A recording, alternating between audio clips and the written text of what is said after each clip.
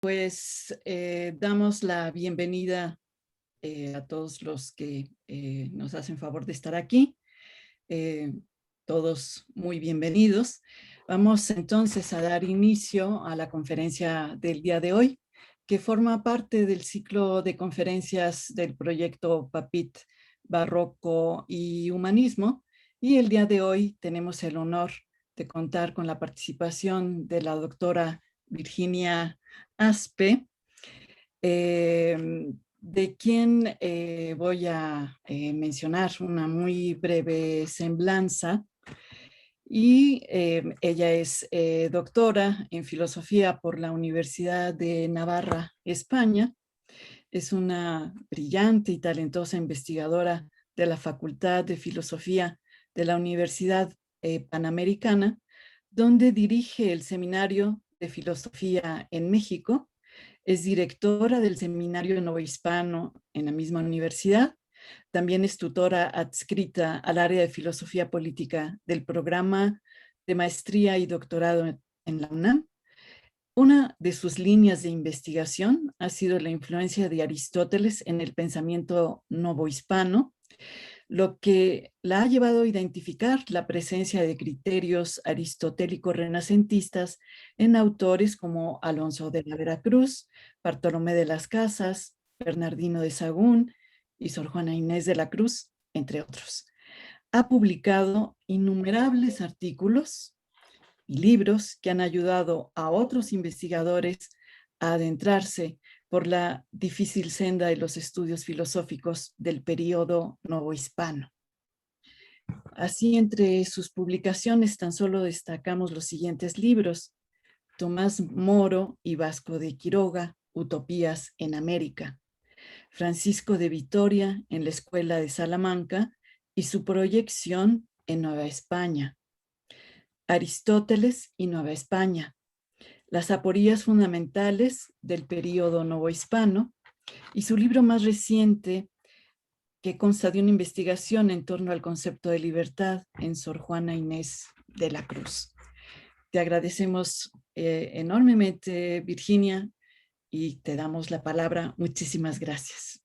Muchas gracias, Julieta. Qué honor estar en este seminario que tú diriges, en este proyecto que es de México y España, gracias al doctor José Luis Mora, que tengo el honor de que esté aquí.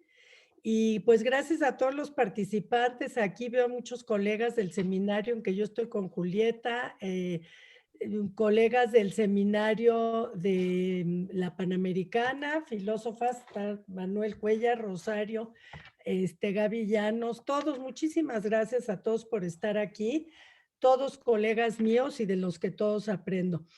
Bueno, yo vengo a hablar de esta idea que, por cierto, menciono empezando a Rosario Avilés, que está aquí, porque ella recién se doctoró y está por publicar un libro, José Luis, entre México y España, por cierto, sobre este tema en Sor Juana Inés de la Cruz. Yo dirigí su tesis y vengo a hablar de este tema, aunque Rosario tiene otro enfoque y ojalá en otro momento la puedas invitar, Julieta. Es la Ay, qué compañía gusto, de, sí. sí, es la compañía de Jesús con su presente en la idea de libertad de Sor Juana Inés de la Cruz. Yo pensaba comenzar primero diciendo que, como ustedes saben, el pensamiento de Sor Juana es del siglo XVII, de finales del siglo XVII, junto con el de Carlos de Sigüenza y Góngora, y quería decirles que el pensamiento jesuita, tanto novohispana como español, la tuvo presente en el siglo XVIII. El siglo XVIII tiene una tradición donde menciona a en distintas obras de muy distinto tipo, literarias, filosóficas, teológicas, históricas, menciona el papel protagónico de Sor Juana y todavía trata algo del tema de la libertad. Pero a raíz del siglo XIX en México, en el México independiente, se empieza a eclipsar el pensamiento de Sor Juana. Estuve documentando, por ejemplo, que el último en hacer mención de ella, muy de paso, porque no era su tema, es Clavijero, que es jesuita criollo del siglo XVIII, pero algunos otros la mencionan constantemente en el siglo XIX. algunas historias de la filosofía, por ejemplo, en la que hace Maneiro en el siglo XVIII, es jesuita, obviamente la menciona, y para el siglo XIX solo los literatos la mencionan. Esto es una cosa primera que yo quiero decir. O historiadores. La historia de Beristain y Sousa la menciona y la menciona bien, y autores como Joaquín Fernández de Lizardi en 2 obras, en El Periquillo Sarmiento y La Quijotita y su prima la menciona Lope de Vega y la menciona estudiándola, se ve que la conoce, Manuel Paino también. Francisco Pimentel, en la segunda mitad del siglo XIX, sí hace un estudio muy serio de él, pero posteriormente la menciona José María Vigil, que es un pensamiento honroso que la salva, para 1872, pero ya en 1900 justo Sierra ya la descalificó. Y este es el tema del liberalismo mexicano, que es una desgracia. Voy a citar a Sierra, y con eso quería comenzar para que vean la interpretación. Lo cito en México, su evolución social, política y social, dice, nada de genial, algo de ingenioso y sentimental. Cierta producción de emoción estética, eso es Sor Juana Inés de la Cruz. El hombre de ingenio, acaso el único que la España mexicana haya producido, un verdadero creador que fructificó en España, el crédito se le dio a España, no a México, Sierra, fue don Juan Luis de Alarcón. Bueno, pues esto es algo increíble. A mí me fascina ver estos pensamientos del liberalismo y del positivismo mexicano, porque a veces dicen que es inextricable su pensamiento. Si no le dan crédito al barroco literario, pues imagínense ustedes si le iban a dar crédito en la parte filosófica o teológica, absolutamente nulo. Entonces, yo lo que voy a hacer en esta exposición, bueno, la reivindica Hermilo Abreu Gómez, me parece que hay que mencionar que él es de los primeros que la reivindica, él tiene un texto de indigenismo muy interesante que se llama Canek, y Hermilo, y ahí ves que los hombres verdaderamente inteligentes, los pensadores robustos y en serio, son capaces de brincar sobre credo, filiación, como si fuera la escolástica o lo que fuera, y son capaces de apreciar lo que vale la pena. Y en este sentido, pues yo quiero hacer una oda al pensamiento crítico, porque eso es lo que nos puede salvar de los sesgos ideológicos. Esto por una parte, a raíz de Hermilo Abreu Gómez y algunos autores que los menciona, por ejemplo, Avilés en su erudita investigación, hay otros, ya tenemos que se posiciona en el siglo XX Sor Juana y con Octavio Paz, efectivamente, pues tenemos la eclosión total. En ese momento ella ya se fija como una autora universal, que no quiere decir ni que Paz lo haya fijado, ni que eso no hubiera sido antes, pero con Paz se populariza por los temas sobre todo de género, que van a ser muy relevantes, para bien y para mal, porque para bien se populariza y para mal, yo pienso que es una desgracia que los temas de género llevaron a Sor Juana a hablar sobre todo de cómo es la favorita de la duquesa y de la marquesa y de los virreyes, y se va cómo es su oposición al catolicismo y una serie de sesgos que hablan de todo, y incluso en las series José Luis México, España, que hay esta serie de Netflix tan interesante y bonita, pero que en el fondo todo es por la monja, su preferencia sexual, su tendencia de género, en lugar de hablar de la mujer en el sentido de su pensamiento, su ciencia, su filosofía y su teología, que es lo que realmente contribuye a ella y que hay que reivindicar. Entonces, yo voy a empezar en la primera parte de esta exposición por la simpatía que Sor Juana Inés tuvo de Portugal. Tengo un texto publicado que así se titula, porque es muy importante probar la filiación entre Sor Juana y Portugal, porque si hablamos del barroco en Sor Juana, desde la dimensión filosófica y teológica, estamos ya en la Universidad de Coimbra, de Évora, y en todo lo que hace el pensamiento jesuita, que es lo que se conoce como escolástica barroca. en España, y eso es lo que tendríamos que abordar aquí. Entonces, esta primera parte, lo que voy a decir no es un hilo negro ni es mi mérito. Ya Robert Ricard lo había dicho, Enrique Martínez López en 1968 encuentra en la Biblioteca Nacional de Lisboa la famosa obra de Los Enigmas de la Casa del Placer, que es un texto divertidísimo de Sor Juana, se presentó en la UNAM hace 3 años, se hizo una pequeña edición crítica de una académica de Guadalajara, que lo presentamos Rosario Avilés y yo, donde nosotros vemos que Sor Juana tenía una constante simpatía por Portugal, una enorme relación epistolar con conventos de monjas, y Martínez López encuentra en la Biblioteca Nacional de Lisboa este texto, no sé si equivoqué la fecha, y es 1986, algo así, es más tardío lo que encuentra Martínez López en la Biblioteca Nacional, después lo podemos aclarar, pero el tema es que ahí te das cuenta que escribía, esto es un juego para que se divirtieran las monjas de la clausura. Y entonces hace adivinanzas, chanzas, acertijos, una serie de cosas que son muy interesantes, pero que te das cuenta al estudiar eso, que tenía una enorme relación epistolar con conventos de monjas. Y otra cosa muy importante, que esas monjas, muchas, eran también académicas importantes y habían tenido aportaciones, no solo aportaciones filosóficas y teológicas, sino que, por ejemplo, una de ellas había comentado también el sermón del mandato del padre Vieira, que era el gran teólogo portugués del siglo XVII, y que la carta atenagórica trata de un comentario a el sermón del mandato del padre Vieira, que era el teólogo que lo recibían con mayor grandeza en el Vaticano en ese momento, y que fue lo que le costó el cuello a Sor Juana, como decimos vulgarmente en México, porque a raíz de la publicación de la Carta Atenagórica,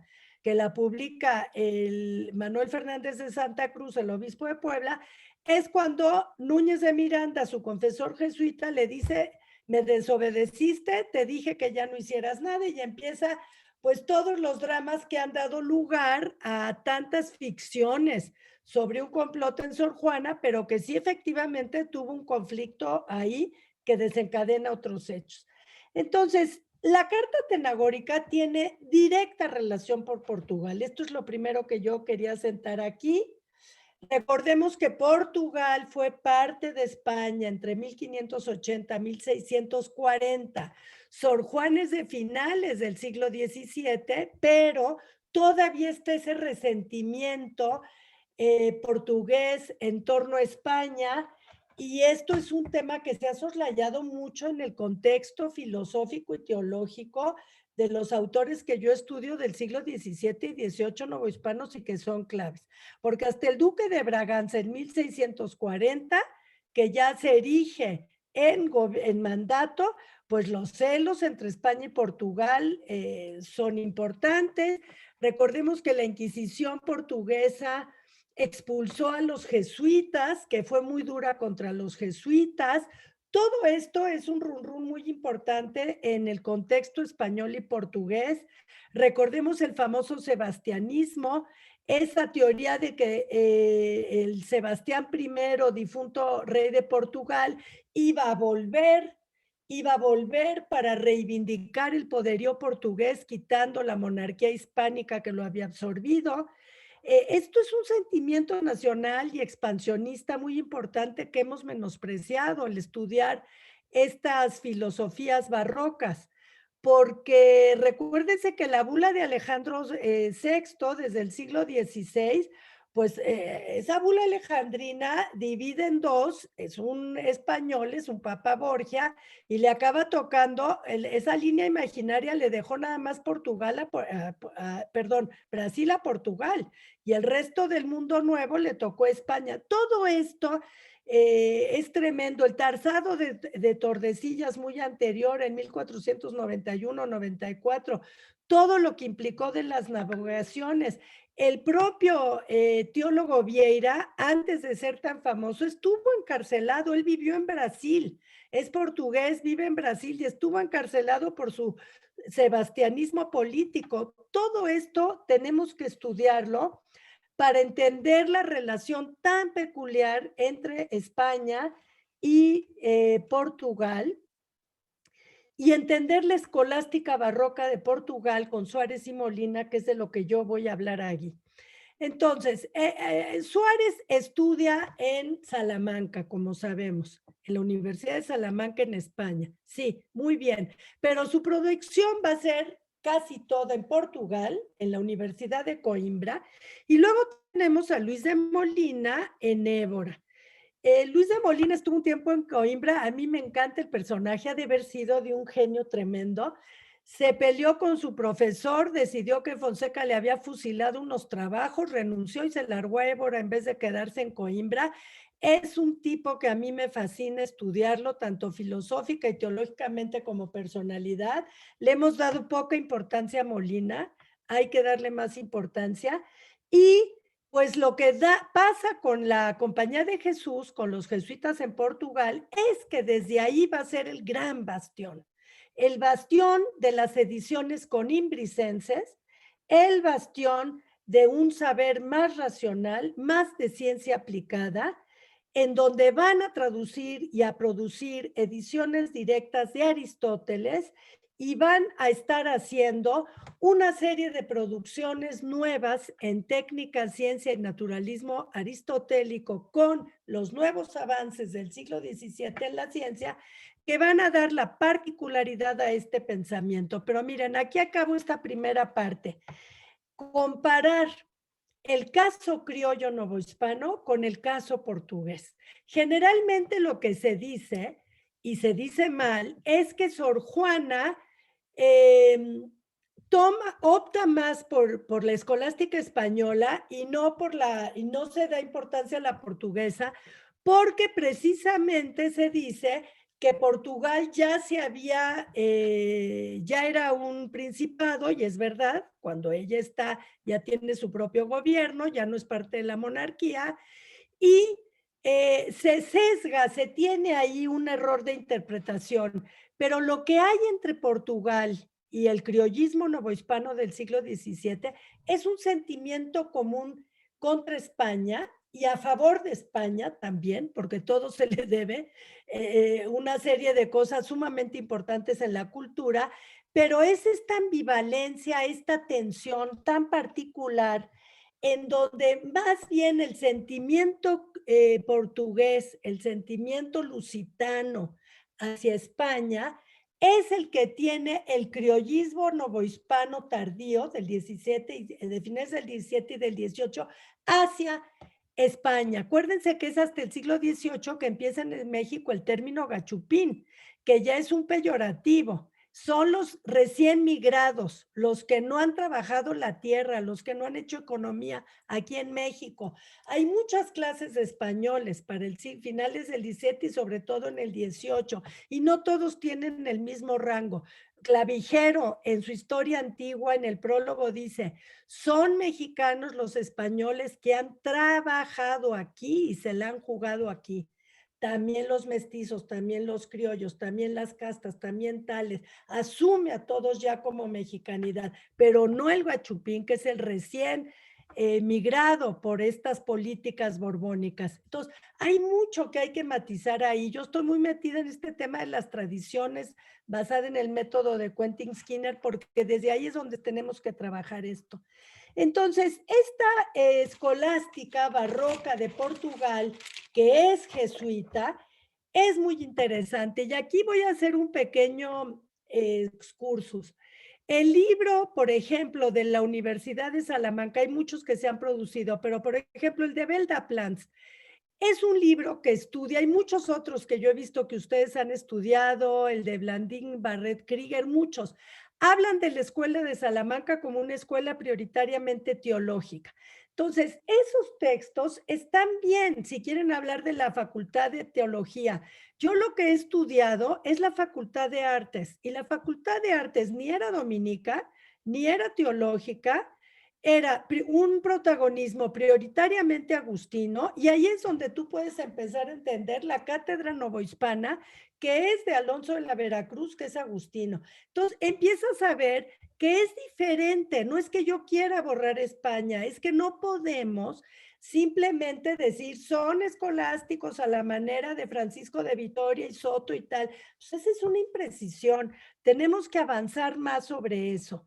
Y por eso hay libros que hay que tener mucho cuidado porque aciertan, pero hay que ver de qué cátedra y quiénes están hablando. Em, Otra cosa es que el barroco portugués es distinto al barroco español. Esta es otra precisión. No los tratemos solo en bloque y es distinto al barroco novohispano. Y la asimilación que se da en Nueva España no es con una pureza hispánica. Ya se tiene mucho para finales del siglo XVII, de la tradición jesuita de Portugal. Este es otro llamamiento que yo haría. Luego, ¿por qué relacionar a Sor Juana con los jesuitas si no lo dice ella explícitamente, no? Paso a esta segunda parte. Bueno, lo primero, su confesor Antonio Núñez de Miranda es de la Compañía de Jesús. En los estudios que hace, por ejemplo, Josefina Muriel sobre conventos femeninos en la Nueva España, lo primero que te dice es cuál era el contacto de estas mujeres con el mundo público y la cultura. Bueno, pues lo primero era su confesor. El confesor es el que te decía qué leer, qué estudiar, por dónde dirigir lo que estás haciendo. Y así como se prueba que en los conventos de Portugal hay grandes protagonistas intelectuales, Sor Juana no es una generación espontánea en tabla o rasa, también en los conventos de México son los confesores los que van guiando a las mujeres en los conventos. Y esto, acuérdense que la historia la han hecho hombres, tenemos que reivindicar esta lectura y rastrear todo esto en los conventos y qué es lo que iban produciendo. Entonces, Sor Juana tiene a su confesor jesuita. Los conventos jerónimos tenían muchas veces a los confesores jesuitas como elección. Él fue el que se dice, por ejemplo, en la autodefensa espiritual, la Carta de Monterrey, que es una carta que fue paralela a la publicación del libro de Octavio Paz y no la tuvo en cuenta, y matiza mucho las interpretaciones de Paz esa carta de Sor Juana. Ahí dice, Sor Juana, el padre Núñez de Miranda me pagó profesores, me compró libros, él me orientó y, por supuesto, al final tuvieron un choque brutal y todo lo que ya sabemos. Otra cosa, su relación de amistad con don Carlos de Sigüenza y Góngora, el gran intelectual del siglo XVII, estudió en el seminario jesuita de Tepoztlán, toda su cultura es de la Compañía de Jesús, al morir hereda su obra la Compañía de Jesús, y el problema con Sigüenza es que los jesuitas no lo dejaron llegar a profesar, se quedó de clérigo nada más, porque lo expulsaron decían que no iba a poder guardar la regla. Yo creo que se escapaba en las noches del convento, algo así. Dijeron, tú no puedes vivir la regla de la castidad y tal. Y entonces, pero él fue un tipazo, fue un clérigo, dedicó todo a la Compañía de Jesús, nunca logró entrar. Bueno, es una historia también fascinante la de Sigüenza, pero es el gran amigo de Sor Juana y tiene una formación con la Compañía de Jesús. Él fue, porque era el intelectual rico de la época, el que compró a la familia de Alba Iztlizóchil todos los códices y que finalmente los trabaja Sigüenza.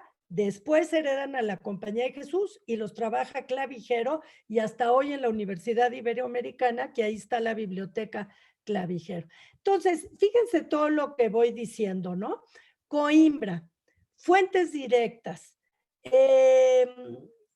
la impronta de la formación de la Compañía de Jesús, que además es los ejercicios espirituales de San Ignacio, que ya se tiene la poética de Aristóteles recuperada en el Renacimiento, los medievales no la tuvieron, y que se incorpora en la filosofía jesuita dando prioridad a la imagen.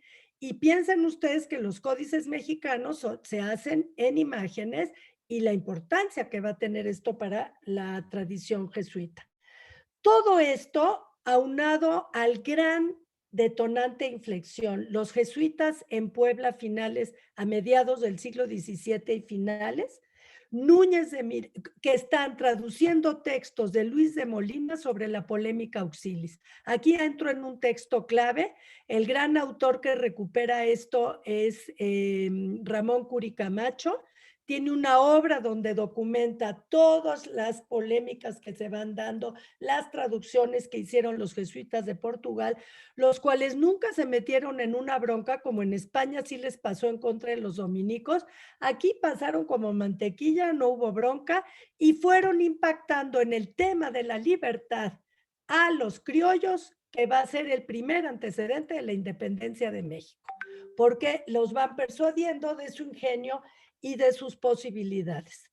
Estos jesuitas de Puebla, entre ellos está un texto sobre la polémica auxilis, o dos quizás, de Núñez de Miranda, que es el confesor de Sor Juana.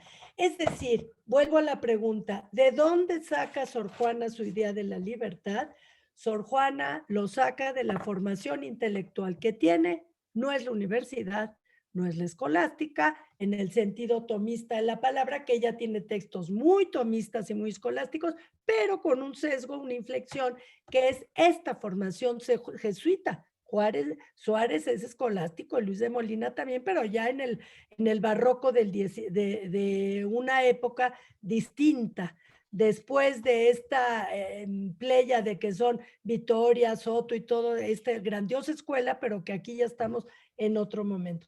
Un último punto de contexto y entro en materia, la enjundia jesuita criolla. Bueno, miren, en el siglo XVII pasa a la segunda mitad del siglo XVII, pasa algo muy interesante. El Papa Clemente X canoniza y le da un espaldarazo a la Compañía de Jesús. Canoniza al tercer fundador de la compañía, al tercer, perdón, en sucesión de fundación de la Compañía de Jesús, que es Francisco Borja.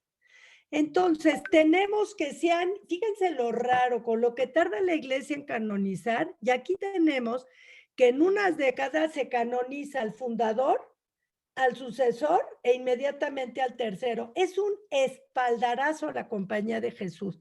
Esto quiere decir que la Compañía de Jesús en ese momento, que es cuando están Sor Juana Sigüenza y de lo que estoy hablando, trae toda la fuerza. Y en ese momento en México, la Real y Pontificia Universidad anda un poquito de bajada y en cambio, donde está fuerte la formación, es en el famoso Colegio de San Ildefonso, en Tepozotlán y en todos, todas las escuelas, Pedro y Pablo, todas, que lo que se está dando en ese momento se documenta en archivos que entraban a veces a escuchar a los jesuitas 2,000 personas, está como lo que sucedía con don Antonio Caso en la UNAM, que entran y ya entran de oyentes y van haciendo esto. Y en esa enjundia, en la segunda mitad del siglo XVII, los jesuitas de México, los mexicanos, organizan fiestas, carnavales, carros alegóricos como de carnaval, con Isabel de Portugal, ya difunta por supuesto, privilegiando a Portugal. Todo esto se está dando en Puebla y en México y está bien documentado. Arcos triunfales, en torno a eso hacen los jesuitas, cuetones, corridas de toros, jaripeos, todo esto se va haciendo en tiempos de pues, los virreyes, que además simpatizaban con Sor Juana. La virreina, no se nos olvide de la virreina Mancera, prima de la duquesa de Aveiro, portuguesa, la que financió la inundación Castálida o primeras obras completas de Sor Juana Inés de la Cruz y financiaba las misiones jesuitas en el Paraguay y en distintos lados de América.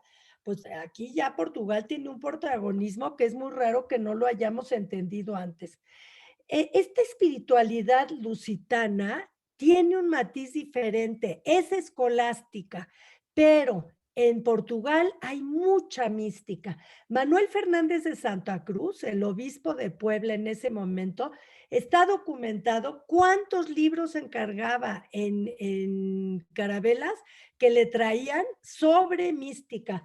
Y esto va a traer cierto énfasis criollo, poblano, lusitano y místico, que a la vez es escolástico, pero que ya es diferente, y que va dando una identidad y un orgullo muy importante, que es el famoso criollismo, la preponderancia de la filosofía jesuita en Portugal es muy interesante. Y si la queremos llamar escolástica, no me opongo, pero es una escolástica renovada. Esto es lo que habría que decir, que se va abriendo a las aportaciones de la ciencia y de una serie de cosas. Miren, hay un libro de Luciano Pereña, no me dejarás mentir, José Luis Mora, que habla de Francisco de Vitoria en Portugal y que lo que va haciendo es documentando la importancia de los dominicos en Portugal.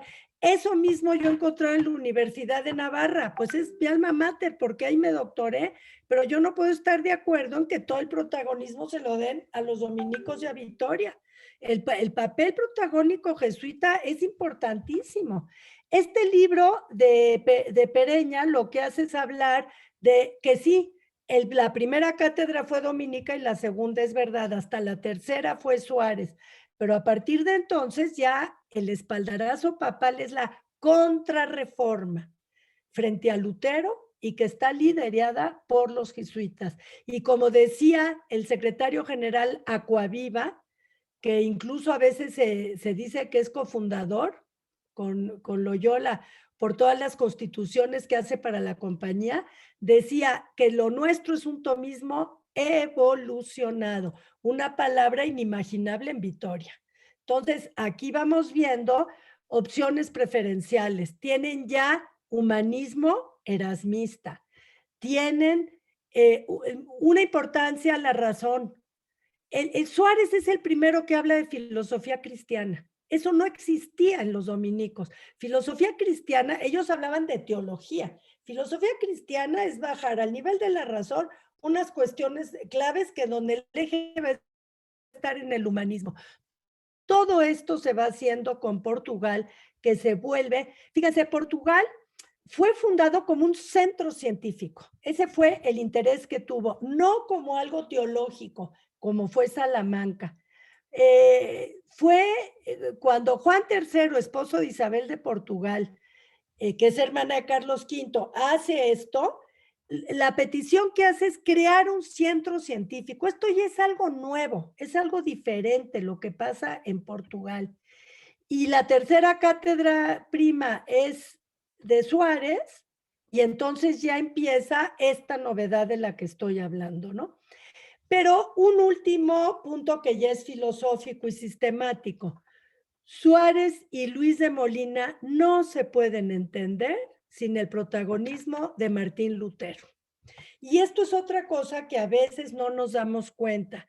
El criollismo novohispano es contrarreformista, lo vemos, y es jesuita.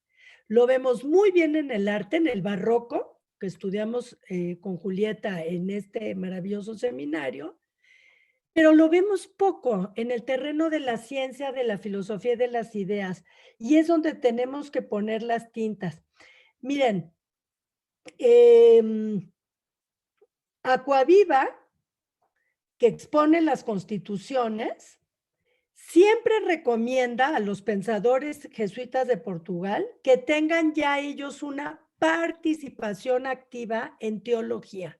Las constituciones las pueden encontrar en internet poniéndolas. Entonces, ahí lo primero que te dice es que no tienes que tener un papel pasivo, mimético frente a lo teológico, en donde tu papel sea eminentemente la tradición, sino que tengas un lugar activo. Por eso lo que caracteriza a la Compañía de Jesús es que tiene un pensamiento crítico, que es parte de lo muy interesante de ellos y de lo muy incómodo para la Iglesia Católica, porque además nunca han querido salirse, sino quedarse adentro. Son la crítica desde el interior, que es una cosa muy interesante. Segundo, Acquaviva dice que se tiene que hacer un pensamiento en donde se asuman las nuevas avances de la ciencia.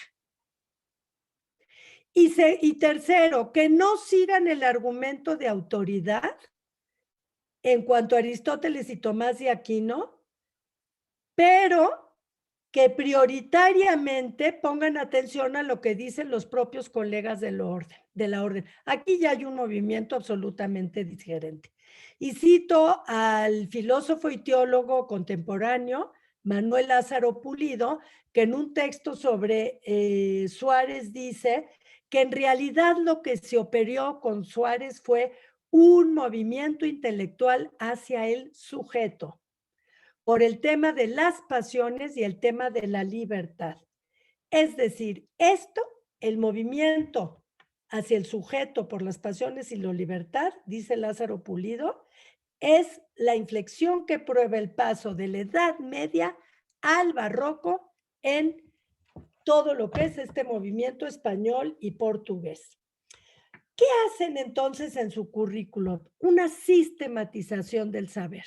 Absorben el humanismo y como son esta participación activa los hace muy pluriculturales, entonces también tienen el hermetismo. El hermetismo es muy jesuita, muy jesuita. Tendemos a pensar en ellos en un sentido racionalista cartesiano, sí, pero también es muy hermético en algunos grupos.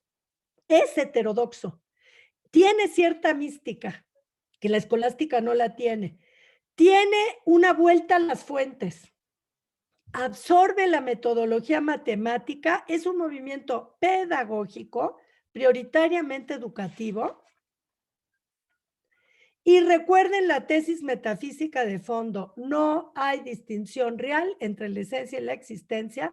No hay distinción real entre materia y forma. Suárez lo que va a hacer es una vuelta a la persona completa. Es escolástico, tiene mucho de la tradición, pero se ha operado una inflexión muy interesante.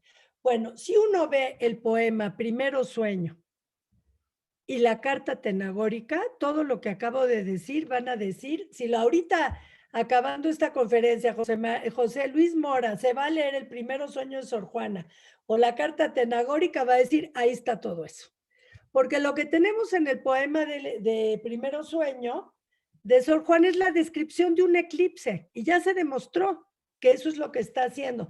Son casi 1000 versos, 997 me parece versos, en donde empieza con el ascenso hacia la luz, piramidal, funesta de la tierra, nacida altiva, hacia el cielo, encadetas, vamos hacia arriba, es un viaje, es un movimiento, es un poema en movimiento, es un poema en blanco y negro, es un viaje hacia la luz y el poema, a la mitad del poema, exactamente a la mitad matemáticamente de los versos, yo he hecho esta cuantificación con mis alumnos, es la caída de Sor Juana, por eso se emula tanto con el mito de la caverna, va hacia la luz y finalmente queda ciega y cae aterrorizada con lo que esto implica y tiene que empezar por partes, ahí está la teoría del método cartesiano, parte por parte, hasta finalmente con método haber logrado conocer parcialmente y acaba con el momento en que acaba el eclipse y con el último verso que dice, el mundo iluminado y yo despierta.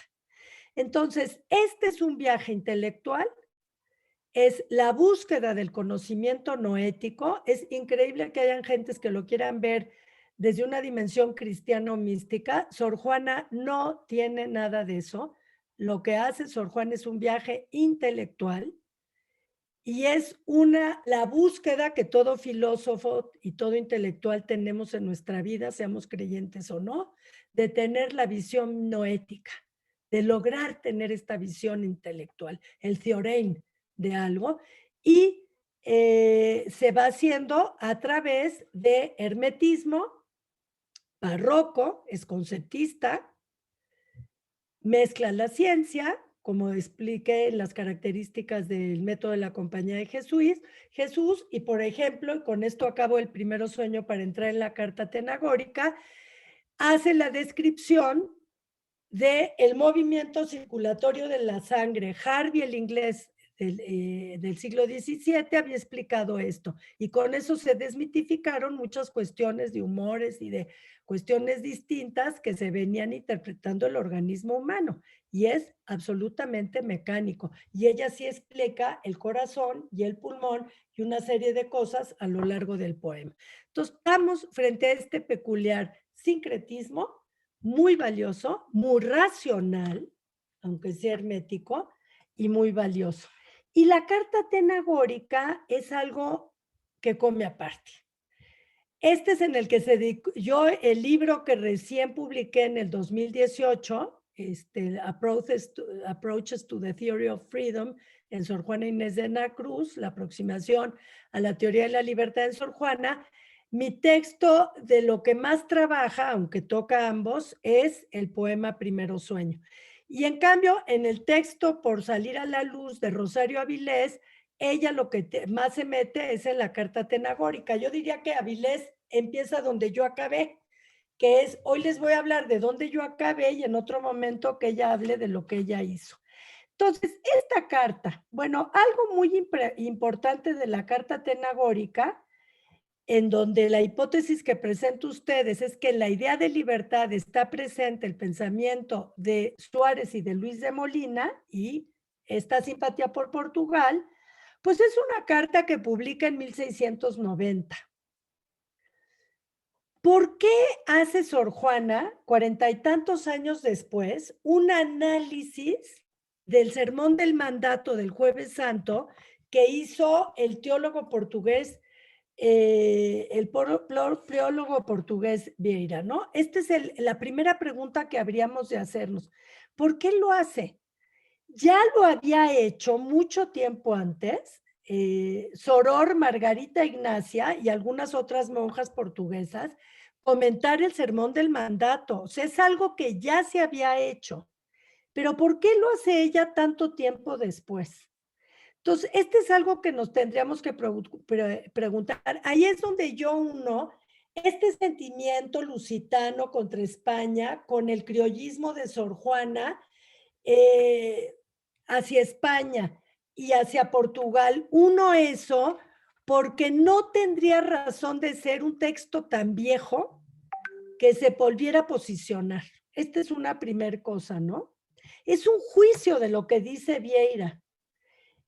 La posiciona con Portugal inmediatamente y desde la intención autoris de la carta dice Sor Juana, yo voy a hacer juicio de lo que dijo Vieira y quiero hablar de mi simpatía por Portugal. Lo dice ella, el título de mi artículo no es un título genial mío ni mucho menos, es una frase de Sor Juana, la simpatía de Sor Juana por Portugal. Y entonces dice, ¿por qué él habló de su nación? Es decir, Sor Juana va a hablar de la suya y toma Vieira como pretexto para hacer ese juicio. Y dice Sor Juana, y aquí, porque el que va a hablar es que también yo voy a hablar, ¿no? Entonces, ahí te vas dando cuenta de todo lo antecedente que puse. Luego, la carta tiene un contenido que les sirve a ella de pretexto para hablar por sí misma de teología. Este es un tema muy interesante, porque finalmente en lo que la carta expone, ¿cuál es la mejor fineza que Cristo dejó a los hombres? El sermón del mandato, que así se llama la homilía del Jueves Santo todos los años en el catolicismo, se supone que es la homilía o el sermón más importante de todo el año litúrgicamente. Entonces, si a un cura le toca dar el sermón el Jueves Santo, el sermón del mandato es importantísimo, porque tiene que hacer una disertación teológica, escritural y dogmática clave, ¿no? Entonces, Vieira hizo esto un Jueves Santo.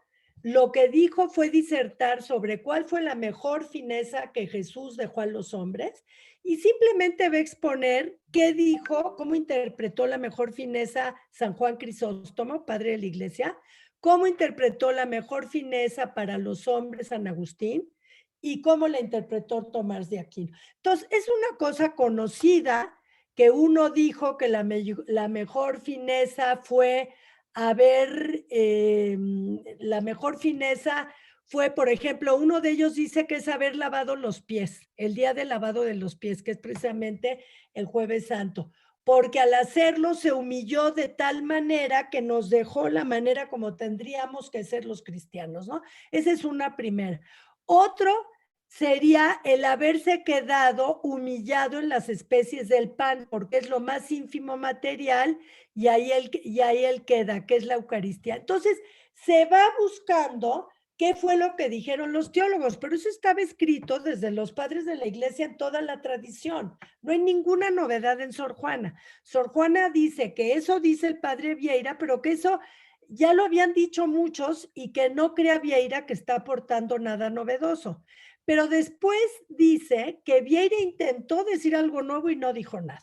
Le enmiendan la plana con ironía, dice, en el fondo no dijo nada ni los pudo haber superado. Y finalmente Sor Juana dice, pero yo voy a hablar y a decir cuál es, fíjense qué triqui de Sor Juana, cuál es la mejor fineza y herencia que nos dejó Dios. Mete la palabra herencia, ya no mete a Jesús, sino que pone a Dios Padre. Es decir, hay una pequeña inflexión en donde Sor Juana, ¿por qué hace este traslape? Primero, para que no le puedan decir que dijo en mal de los grandes teólogos y padres de la iglesia. Eso es lo primero, es muy astuta. Segundo, porque no se va a meter como pugilista a pelear con los grandes teólogos, incluido Vieira. Entonces, ella toma de pretexto para decir cuál fue el mayor beneficio que Dios deja a los hombres. Se sale del ring, se sale del pleito y propone su propia interpretación y entonces va a hablar de los beneficios negativos que Dios hace a los hombres. Beneficios negativos. Aquí tenemos algo muy interesante. Sor Juana empieza a hablar, a decir que Dios pide correspondencia, no para sí mismo, sino para la propia condición humana. Es decir, Dios no quiere nada para sí. Dios lo que quiere es para beneficio humano. Y después otra inflexión. Dios, esto que pide, lo pide de una manera negativa.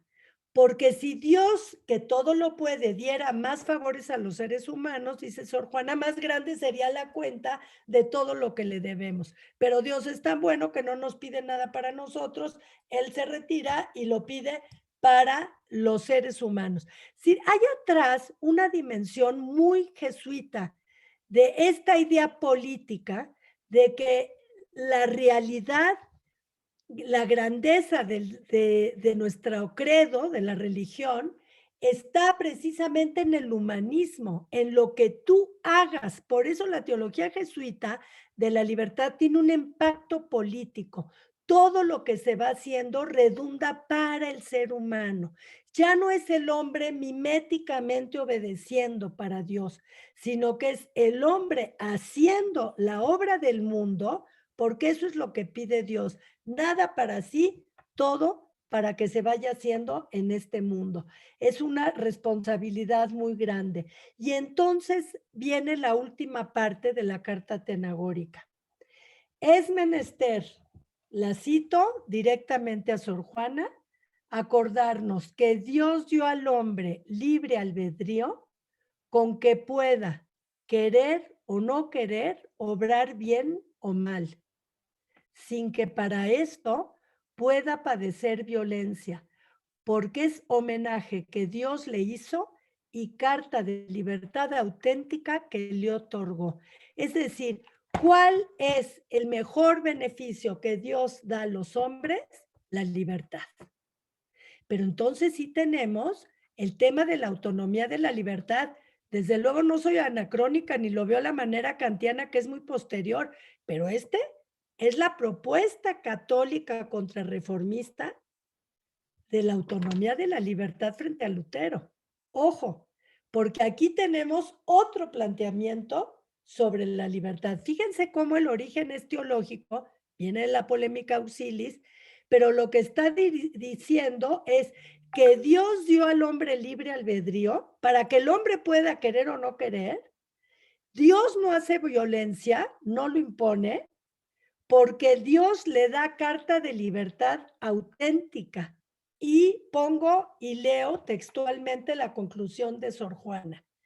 Pues ahora, de la raíz de esta libertad, nace que no basta que Dios quiera hacer del hombre, si el hombre no quiere que Dios sea suyo. Es decir, la libertad que Dios otorga al hombre es total. Y aquí entramos en un tema interesantísimo. Es el tema de la autonomía. Aquí, mientras que para Kant la autonomía del sujeto se plantea de una manera, aquí la autonomía, la garantía que tiene es la retirada de Dios para afirmar la libertad humana. Este no es un Dios como en Lutero que crea y se retira, un Dios que crea y ya no entra en el mundo humano. Si hay providencia, no es la negación de la providencia, ese es el pleito entre la polémica auxilis. Sí la hay, pero en un aspecto, Dios no violenta los actos decisorios de los seres humanos, no los violenta. Este es el punto, no se niega la libertad. Acuérdense que el pelagianismo, que viene desde el siglo IV y V, al negar el pecado original, lo que sucede es, perdón, al afirmar, al negar el pecado original, ¿sí? La gracia divina ya no es necesaria. O sea, uno lo que hace por un lado es decir, en el tema de la libertad, no es necesaria la gracia, basta con nuestras propias decisiones humanas. Y luego está el jansenismo, que viene a ser otra fórmula muy antigua que se recupera en el siglo XVI con Jansenio. El hombre es malo por naturaleza, ese viene de Lutero y Agustín, es malo por naturaleza, y entonces basta con la gracia de Dios. Esta es la polémica que se va a dar desde Agustín hasta el tema de la Compañía de Jesús y la polémica auxilis. Entonces, lo que Sor Juana está haciendo es una respuesta interesantísima. Por amor, Dios da beneficios negativos al hombre. ¿Cuáles son esos beneficios negativos? Dios se retira en algunos aspectos, porque mientras más recibe el hombre, más grande sería la cuenta. Pero como Dios le da la libertad y lo ama, ¿qué hace? Se retira y lo deja libre. Lo deja libre. Vean el planteamiento a diferencia de la teología dominica. Tomás de Aquino habla de un Dios escondido. ¿Se acuerdan del gran pasaje preciosísimo, eucarístico, de Tomás de Aquino? Adórote, devote, lates leitas, todo esto. Es el Dios escondido en las especies del pan. Pero no es eso para Sor Juana y la escuela jesuita. Es el Dios retirado para afirmar la libertad. Y no es un Dios como en Lutero, que cree y se retira para siempre, sino que es un Dios que solo hace el beneficio negativo de retirarse para afirmar. El beneficio, dice textualmente Sor Juana, es no hacernos más beneficios. Es el tema de los futuros contingentes de la Compañía de Jesús, de la polémica auxilis. Les voy a recordar lo que decía Lutero citándolo. Dice Lutero: la discusión sobre la sabiduría humana tiene que ir precedida por el esclarecimiento de la capacidad de libre arbitrio, por esclarecer cuál es su importancia frente a la gracia de Dios y si en la presciencia divina queda libertad para el libre juego de las contingencias. Respuesta de Suárez. Es genial ver el prólogo a las disputaciones metafísicas. Dice Suárez: cuando supe esto de Lutero, me vi obligado a dejar mis especulaciones teológicas y a recuperar mis estudios de metafísica de Aristóteles para poder explicar esto. ¿Qué es lo que va a explicarle Suárez a Lutero? Que es una argumentación indirecta la que va a hacer. Sí hay libertad, no es la sola fidei y no basta con la gracia divina. La libertad es dogma de fe. Cara a Dios. Entonces, aquí Lo que tenemos en la discusión entre Suárez y Molina es todo el tema de la predestinación. Y la respuesta de la Compañía de Jesús es, hay providencia, efectivamente, y Dios lo sabe todo, pero hay una predestinación que no puede hacerse necesaria porque la creación humana es con libertad y no podemos meter el necesitarismo luterano ni tampoco dejar todo al caos y al azar. Entonces, aquí estamos viendo una cuestión teológica, una incursión teológica que tiene un impacto ético y antropológico en Sor Juana, que nos da luces para después entender el impacto político del criollismo en la tradición mexicana del siglo XVIII. Bueno, voy a ver cómo estoy de tiempo. Justo. Julieta, termino aquí. Me encantará oír todos los comentarios que quieran ustedes hacerme ojalá y pueda haber un poco de espacio para poderlas resolver. Muchísimas gracias. No, bueno, muchísimas gracias. Es poco lo que te damos. Muchas gracias por esta maravillosa conferencia, Virginia. Déjame ver el chat porque aquí ya hay algunas cuestiones.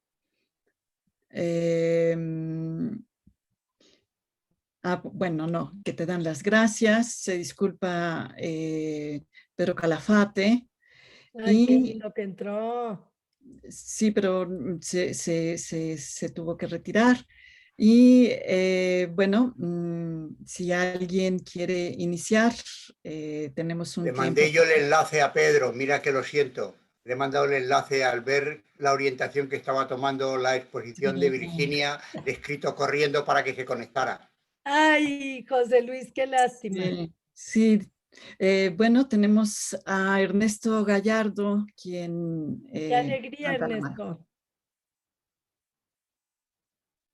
Doctora, me da mucho gusto saludarla y verla y como siempre, pues es un placer escucharla. Siempre se aprende muchísimo en sus conferencias. Es un deleite Qué tenerla honor que aquí. estés aquí, Ernesto. Muchas gracias. Al contrario, de hecho, no tuvo la oportunidad, pero en el seminario pasado, pues me di la libertad de citar su maravilloso libro de Aristóteles en Nueva España, que también es un ejercicio maravilloso y que estoy ahora con un tesista que por aquí está, que pues estamos trabajando un poco Alonso de la Veracruz y bueno, su libro ha sido de verdad una referencia extraordinaria, ¿no? Para la discusión.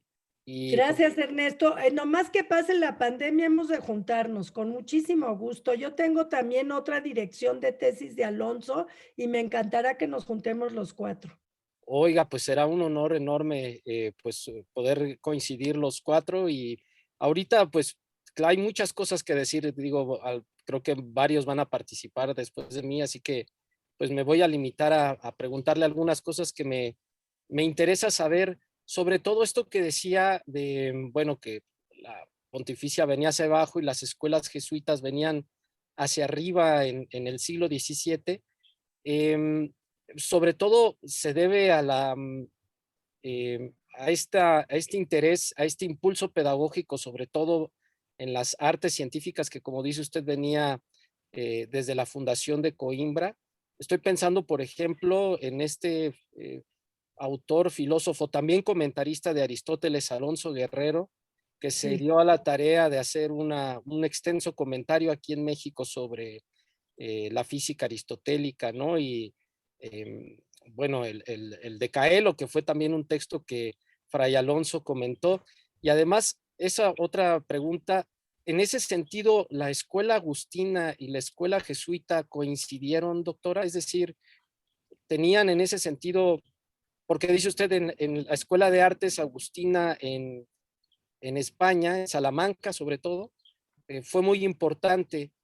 ¿Coincidieron en algún punto en cuanto a la formación de las pues no sé si de las monjas novohispanas, podríamos decirlo así, o de las escuelas de formación intelectual en la Nueva España, coincidieron en algún punto, porque por lo que veo, hay en ese sentido un esfuerzo enorme, sobre todo por tener universidades de avanzada en la Nueva España. No reflejo, como dice usted, de lo que ocurría en España, sino sobre todo lo que ocurría en Portugal, y que está más unido a la escuela de artes y a la escuela de ciencias, agustina en España Sí. y portuguesa. Sí, creo que no Sí. entendí, no sé si entendí bien. Sí, Y que bueno, eso influye, por gracias. supuesto, en el espíritu de la época. Sí, gracias, Ernesto. Mira, lo que Adelante, doctora. planteas me sirve mucho para contestarte y para hacer unas precisiones.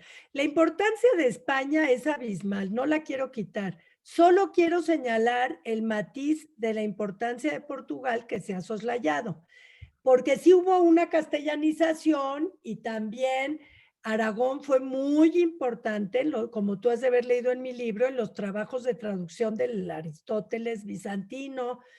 Alonso trabaja lo de Ioannis Argyropoulos y todo esto que ya sabemos. Entonces, no es que yo quite España, pero hemos soslayado la importancia de Portugal per se y creo que es algo que hay que recuperar. Eso por un lado, ¿no?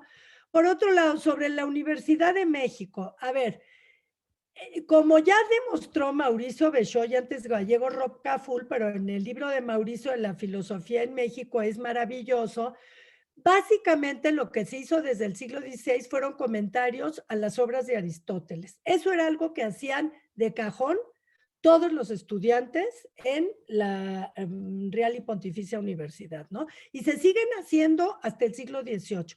Muy interesante que los jesuitas también siguen haciendo eso ellos, ¿eh? En sus colegios y universidad, etcétera. Entonces, el paradigma es importante. El método y el imaginario sí es muy escolástico. Hay la creencia en Dios, hay argumento teológico, todo esto que ya sabemos, tampoco lo vamos a quitar por descubrir algunas cosas, pero el pensamiento de la universidad es más conservador y se cierra más al cambio. Eso es lo que yo quisiera plantear. No quiere decir que sean todos, pero sí en la tradición jesuita se abren más. Por ejemplo, desde mediados del siglo XVII, Ernesto, el obispo Palafox y Mendoza, que te hace acordar que peleaban jesuitas contra él todo el tiempo en Puebla, lo primero que hace es quitarles a los jesuitas, los castiga y les quita la cátedra de retórica y gramática. O sea, el pleito iba en serio y lo que no les gustaba es que estuvieran renovando su currículo y abriéndolo. Ya desde mediados del 17. Muchos libros te dicen que en el 18 los jesuitas renuevan el currículo. No, hombre, desde el 17 ya lo estaban haciendo. Esta es otra cosa, ¿no? Entonces, sí en la universidad hay una postura un poquito más tradicionalista, conservadora, escolástica, más rancia, que es lo que van a criticar los liberales del 19. Claramente lo que critican no es a la postura jesuita. Entonces, esto es una cosa que hay que aclarar. Hay grandes contribuciones en la universidad, cuidado. No quiere decir que sea, ya es lo jesuita y no, pero sí hay un protagonismo y una popularidad. Y esto no es solo en el pensamiento, Ernesto, me permite aclarar esto, la modo como lo planteaste, sino porque tienen el espaldarazo político y eclesiástico, ¿me entiendes? Es cultural, lo traen por todos lados y por eso titulé Enjundia. Ese es su tema que expuse a ustedes, porque andan sobrados y eso les va a costar la expulsión al final en el periodo borbónico, ¿no? Entonces, estas son las cosas que yo aclararía de la universidad. Con respecto a los agustinos, Ernesto, ese es un tema clave. El 95% de los profesores de la Facultad de Artes son agustinos. Cuando te están hablando del protagonismo teológico de Vittoria Soto, bueno, sí, pero esos son de la cátedra de Prima Teología. No, no es que yo quiera ser original ni ir en contra de los señores que han escrito esos libros, pero por favor, no es solo una escuela teológica, Salamanca es también una escuela filosófica. Desde el siglo XV, Cecilia Sabido Sánchez Juárez hizo de eso y ha publicado su postdoctorado en la Universidad de Salamanca. Desde el 15 ellos ya adoptaron en la Facultad de Artes a Aristóteles y no están viviendo en la renovación tomista del 16. Yo creo que el protagonismo que se le ha dado a Vitoria es excesivo. A ver qué opina José Luis Mora, yo no sé. Pero todo parece ser que es el protagonismo vitoriano. Y me parece que España es mucho más cátedras, mucho más facultades y muchas más cosas en Salamanca. Una cosa interesante que te va a encantar, Ernesto, estos judíos, perdón, estos agustinos, muchos tienen la tradición judaica y citan mucho la tradición hebrea antigua y por eso son más combativos en el tema político que a mí me encanta, porque ellos traen este tema y curiosamente el dominico en las casas lo trae también, este tema de lo judío. Entonces, ahí hay otro tema inexplorado, que tendríamos que meternos, muy interesante. Pero los agustinos, por último, y acabo en la respuesta, me preguntas, ¿ellos dónde están? Ellos son cercanos a Tomás de Aquino y te voy a decir, eso tú lo sabes por las fuentes directas que cita Alonso. Sí cita, más que Alonso no cita una sola vez a Francisco de Vitoria en la Relectio de Dominio Infidelium, Qué raro, si también Vitoria lo hizo. No lo cita. Sí cita a Tomás, pero no cita a Vitoria. Tienen conciencia de la novedad americana, de que quieren crear algo nuevo filosóficamente. Y algo muy interesante, no es que se quieran apartar, sí citan a Tomás. El punto es que ven un contexto diferente en América y tienen ya muchos aportes renacentistas, humanistas, el tema del otro americano, que van haciendo otro tipo de cuestiones. ¿Por qué te dije de Tomás de Aquino aquí? En los agustinos tenemos la prueba, sobre todo con Alonso de la Veracruz, que en México sí hubo una tradición novohispana y no se ha hablado de eso. Todo te dicen es tomista, es escotista, viene de Vitoria. Agustinos siguen la tradición tomista, renacentista, es decir, hay una escuela. Y este sería otro texto, a ver si lo haces tú, Ernesto. Otro texto ya no es Aristóteles en Nueva España, es la tradición filosófica fundamental en Nueva España. Porque Alonso de la Veracruz, no me dejarás mentir, cita mucho a franciscanos. Y dice, como el padre Faucher dijo, me adhiero a esto, dice en el Speculum Conjuntum. Hay una escuela de raigambre.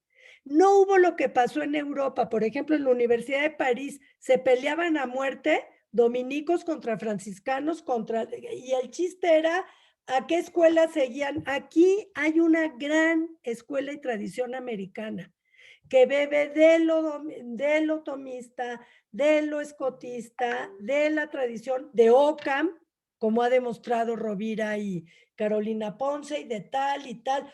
Todo esto es una gran tradición americana que nos hemos ido con la finta y la hemos votado diciendo, ay, todos fueron escolásticos. Pues qué pobreza. O sea, pues, si por escolástico es que la ley natural y el credo, pues me van a meter en ese paquete a mí también. No es el punto. ¿Me explico? Entonces, con eso termino. Claro, Alonso, cítalo y hay que ver a quiénes citan. Gracias, Ernesto.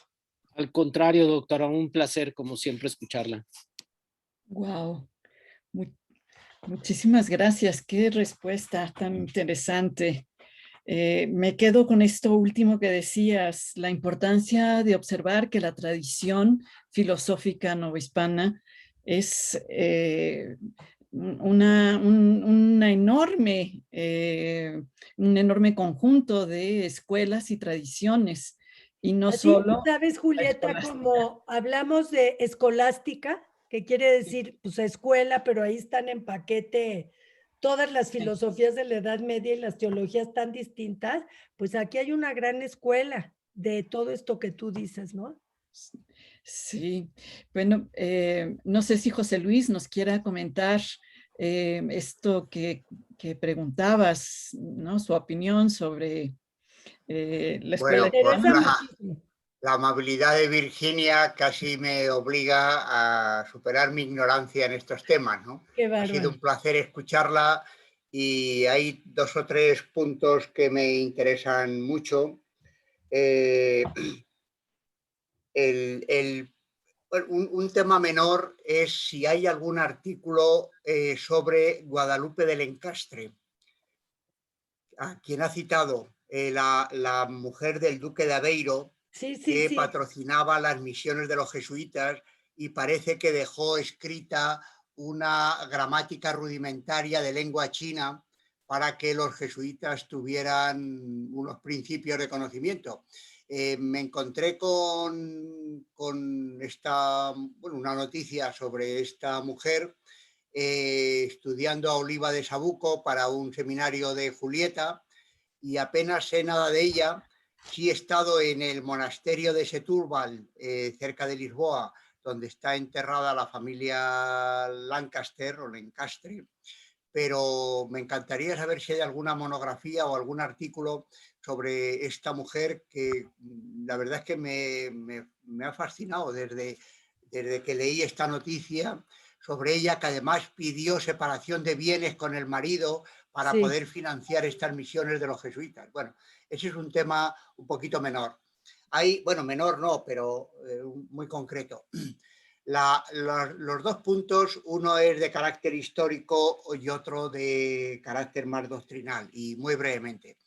El primero es que hemos hecho historias nacionales y necesitamos hacer historias nacionales en un marco de relaciones entre las tradiciones. Qué Si las queremos maravilla. llamar internacional, llamémosle internacional, ¿no?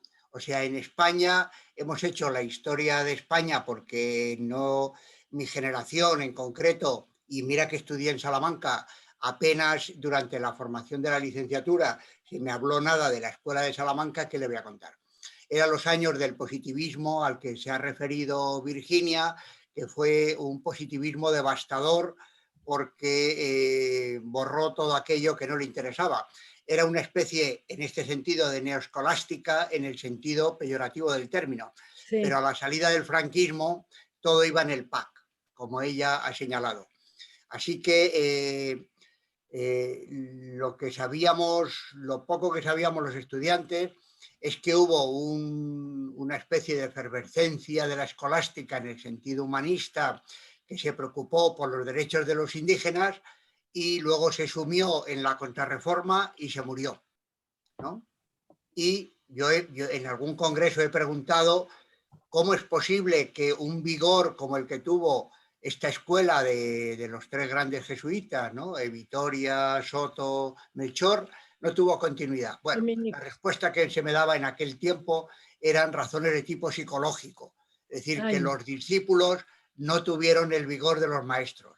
Bueno, una de las cosas que he aprendido en relación con ustedes es que en buena medida la continuidad de esta escolástica estuvo en la Nueva España. Por lo tanto, claro, no se puede hacer hoy la historia de la filosofía española sin la Nueva España, igual que no se puede hacer la historia de la filosofía de la Nueva España sin España. Y, por supuesto, con Portugal. Me alegro que haya salido el nombre de Pedro Calafate, gran estudioso de toda esta escuela que él llama Escuela Ibérica de la Paz, ¿verdad? Para incorporar Évora y Coimbra, porque como ha dicho Virginia, Suárez es verdad que estudia en España, pero su obra pertenece a Coimbra fundamentalmente, hasta el año 17, ¿no? Así que esta continuidad es muy importante, porque esta continuidad se proyecta sobre el 17. Exacto. ¿No? Y entonces aquí, esta es la primera cosa que me gustaría resaltar, muy importante de tu intervención. Y la otra es que, si he entendido correctamente, estamos hablando de, por decirlo así, una cuarta vía si empezamos a contar por otras. Porque claro, parece que cuando uno dice una cuarta vía es que las 3 anteriores son más importantes. Una vía en el momento de refundación de la filosofía, en la primera parte del siglo XVII, cuando se plantea la necesidad de reconstrucción de la unidad una vez que se tiene conciencia de la radical dualidad del ser humano respecto de su instalación en el mundo. Entonces, así de manera muy resumida, ¿no? Porque no es cuestión ahora de intervenir más largo, pero en fin, para planteártelo, estaría de un lado la reconstrucción racionalista, que es el sujeto, pero por lo que ha señalado en esta vía a la que tú te has referido y ahora voy a señalar, también hay un replanteamiento del sujeto. Del sujeto. Porque viene probablemente de la mística y de la construcción del espacio interior, que es algo que ha estudiado ni más ni menos que Rosa Rossi, que es una italiana de formación marxista, para que no quepa duda, ¿no? Así que una sería la racionalista, que consiste, dicho en una palabra, en que si uno construye un discurso de acuerdo con las leyes de la lógica, va a estar seguro de que va a tener el conocimiento del mundo. De otro lado estaría la alternativa empirista de tradición inglesa, ¿no? Que si uno cumple las leyes de la construcción del conocimiento desde la sensibilidad, pasando por la percepción, a la construcción de las grandes ideas, uno va a conocer el mundo, ¿no? Y otra sería probablemente la literaria, la cervantina, que no es filosófica, que se sitúa en el punto de la fractura y que opta por la narración como forma de establecer un puente entre el sujeto y el mundo, que es la relación entre el héroe de la novela y el mundo, que sería Don Quijote, que es el tema del deseo, del sueño y su proyección en la realidad. Y estaría esta otra línea que tuvo más continuidad probablemente en Portugal y en la Nueva España que en la propia España, donde a lo mejor la escolástica es verdad que fue más repetitiva, ¿no? Porque claro, aquí estamos también en un tema que ha señalado y que estaría en el fondo, que es la construcción del Estado.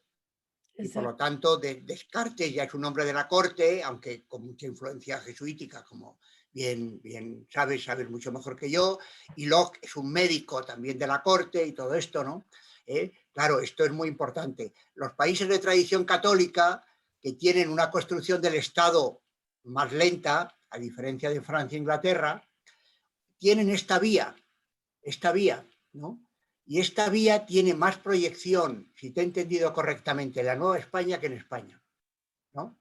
Que es la unión de la esencia y la existencia sobre la base de la libertad. O sea, hay una recreación de la idea del libre arbitrio que se gesta en el 16 y que tiene aquí una proyección en el 17, en la cual probablemente el concepto fundamental que has mencionado es el concepto de providencia.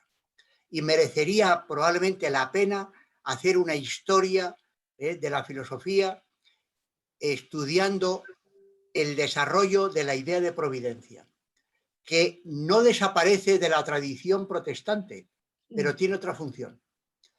Así que estaría la idea de la reconstrucción de la unidad a partir del racionalismo, estaría la idea de la reconstrucción de la unidad a partir del empirismo, estaría la visión de la novela moderna que se incrusta ahí en el diálogo con la filosofía, y estaría la continuidad de esta escolástica, pero una escolástica ya barroca, como ha señalado, ¿verdad?, evolucionada del 17. Y probablemente en lo que ha habido mucha torpeza en las historias de la filosofía es en que hemos visto las tres primeras y esta nos ha costado mucho porque prácticamente no hemos atendido a nuestra historia. Prácticamente de la historia de España lo que se ha dicho es que quedó sumida en la contrarreforma, prácticamente hasta los novatores, es decir, hasta la última década del 17, ¿verdad? Y como no hemos conocido prácticamente toda la Nueva España, que está en la enorme labor que estáis haciendo ahí en México, ¿verdad? Con Carmen Rovira, contigo, el Seminario de Filosofía Mexicana, etcétera, etcétera, ¿no? Entonces, lo que nos has planteado es que hay que hacer una historia universal de la filosofía, pero no piramidalmente, diciendo que esto es lo universal, sino transversalmente, viendo cómo se han producido las relaciones, ¿verdad?, los préstamos, donde se continúa, etcétera. O sea que hay muchas claves que nos has planteado, ¿verdad? Y todas ellas enormemente interesantes. Y habría un último punto que te has señalado muy bien. Es que, claro, esta reducción a la teología ha hecho olvidar el papel de la medicina, pero el papel de Laguna, el papel de Huarte, ¿no? Que luego, claro, luego tiene una proyección también en México, hasta Alzate y Mociño y toda la historia natural, porque la negación de este puente ha llevado a que tampoco habríamos tenido ilustración. Cuando hace unos poquitos años, media decena de años, aparecen 12 volúmenes de Mociño, ¿dónde lo colocamos? Sabíamos dónde colocar a Bifón, pero no dónde colocar a Mociño. Así que yo creo que estamos en un momento enormemente interesante en la construcción del conocimiento de nuestros países, donde lo que nos has planteado es que nos necesitamos. Ay, me encanta. También Portugal, que ha sido un país pequeño al que hemos ignorado. Fíjate aquí España, que es vecino nuestro. Bueno, tuve la suerte de conocer a Da Gama Caeiro y luego a Pedro Calafate y tal, pero soy de los privilegiados, porque aquí los filósofos de la posguerra en adelante, bueno, era Inglaterra, Francia y Estados Unidos y Alemania. Esos eran los 4 referentes. Bueno, perdón, todo esto he aprendido y más me cosas. encanta. Es que la historia, así como aquí veo que está Miriam Díaz Omera, que yo estoy de cotutora de su tesis, así como la historia, Miriam, la han escrito los hombres, como dices tú en tu tesis, y no las mujeres, pues también la historia la han escrito las tradiciones triunfantes y no las vencidas. Y entonces ahí el problema es que perdemos mucho del contexto y la tradición real que está en la base. 3 respuestas muy cortas para no extenderme, agradeciéndote infinito, José Luis. Sobre Guadalupe Alencastre o Lancaster, no lo tengo, yo le he conocido a ella a través de Enrique Martínez López, de Ricard, de estos autores, y seguramente aquí está Rosario Avilés, va a encontrar luego textos sobre ella, porque es bárbara, y te los enviaremos, desde luego, porque es una mujer fascinante. Y sí, cada vez que me meto en Portugal, encuentro un protagonismo femenino muy impresionante, ¿eh? Eso me ha impresionado.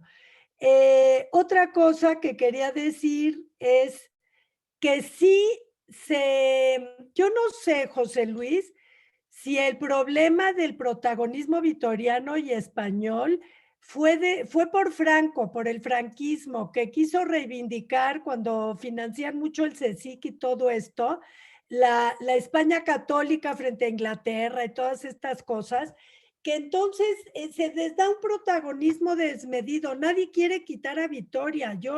Vitoria me parece importantísimo. Lo que pasa es que no es el único, ni empezó con tabla rasa su planteamiento. Viene de una tradición aristotélica muy robusta en Salamanca, y eso es lo que vamos borrando cuando dejamos un solo personaje por ese lado, y nos quedamos con una defensa que en el fondo era de una religión, ni siquiera tenía que ver con la filosofía, y es lo que no podemos permitir. Sobre lo del siglo XVII, que me parece brillante todo lo que dijiste, yo acabo de estar platicando con Guillermo Hurtado, él está conmigo, es un filósofo mexicano. Yo he estado trabajando mucho las 4 transformaciones de México y sus argumentos filosóficos. La primera es la independencia, la segunda es la reforma, luego viene la revolución y ahora la supuesta transformación de México o 4T con el gobierno actual, ¿no? Entonces, estamos trabajando eso, pero a lo que hemos llegado con esto que acabas de expresar, que es increíble, pero ya lo habíamos hablado, Guillermo y yo, a ver, ¿por qué hemos puesto esa denominación cronológica? ¿No habrá sido que la primera transformación de México fue el siglo XVII? Esa es mi pregunta que yo le he expuesto a él. Creo que la inflexión está en el XVII, no está, pues si en la independencia de México el triunfo fue para un realista militar conservador, Iturbide. Entonces, yo no sé cómo nos hemos tragado unas fechas cuando esas fechas está bien, el historiador requería, y muy positivista, tienes razón, fijar en algo, pero ¿qué la inflexión no es el 17? Lo acabas tú de corroborar también, que es cuando realmente viene un cambio por el tema de la libertad y este tipo de cosas. Entonces, sí, hay que hacer una relectura sin ningún afán originalista ni nada de eso, pero sí hay que volver a las fuentes y hay que revisar cuáles son nuestras propias transformaciones, las inflexiones culturales, filosóficas, políticas, parece ser que están en otro lado, ¿no? Eso pasa, por ejemplo, en España, el protagonismo que ahora le dan a la estancia árabe. Bueno, sí, pero antes estuvo Isidoro de Sevilla y por él y las etimologías, toda Europa hasta la del norte fue que fijó una cultura y esa ya nadie se acuerda, ¿no? Entonces, no sé, leer, estudiar, pues es lo que hacemos en estos seminarios, leer fuentes directas y repensar, ¿no? Pero sí, te agradezco mucho esa última cuestión porque efectivamente hay que revisarlo y para eso necesitamos mucha lectura de fuente primaria. Bueno, toda la contrarreforma se ha metido en un paquete, pero te diría además que el siglo XVII se lo hemos dejado a los historiadores de la literatura. Por Y como un la lado y por literatura desde el otro, punto de vista... 100% de acuerdo contigo, y por otro, la lees desde la ilustración triunfante que fue la francesa, por el amor de Dios, pero si antes estuvo Vico en el siglo XVII, que es filosofía barroca y que fue lo que más inspiró a los jesuitas. Entonces, caramba, hablan las tradiciones triunfantes, no las Bueno, que fíjate, perdemos. puestos a descubrir, yo descubrí a Gracián a través de los alemanes. Los alemanes estaban Gracián hablando es de otro Gracián en los clave. años 50, cuando en los años 50 aquí a Gracián se le estudiaba en literatura. Hasta el año 2001, coincidente con el centenario, no ha habido una reivindicación del Gracián filósofo. Gracián es digo, clave y en Portugal y en América también, José Luis. Es clave como pensador, tienes toda la razón y lo hemos estado leyendo y es jesuita. Hemos vaciado nuestra historia de la filosofía dejándola en manos de... Ahora, cuando los filósofos empezamos a reivindicar, ahora chocamos con los filólogos porque nos dicen que les robamos. Bueno, muchas gracias, Virginia. Gracias. No te oímos, Julieta. Se me olvida. Gracias.